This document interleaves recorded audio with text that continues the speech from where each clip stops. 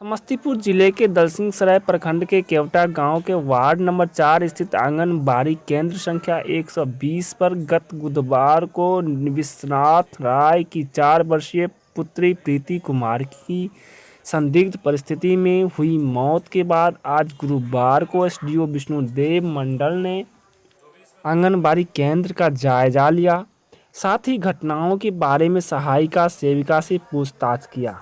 साथ ही एसडीओ ने मृतक बच्ची के माता पिता से भी मुलाकात कर जानकारी ली। एसडीओ ने कहा कि मामले की जांच पड़ताल की जा रही है। मामले में दोषी पाए जाने वाले के विरुद्ध कार्रवाई की जाएगी।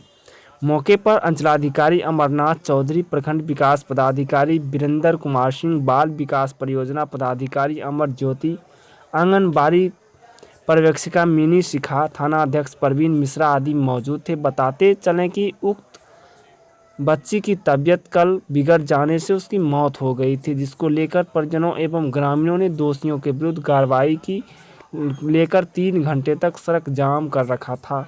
मिथिला सिटी न्यूज़ के लिए समस्तीपुर से डॉक्टर राजन वर्मा की रिपोर्ट। है बच्ची का सेविका के द्वारा सेविका और सहायिका के द्वारा यहाँ से हॉस्पिटल ले गया है और वहीं पर बच्ची की मृत्यु हुई है।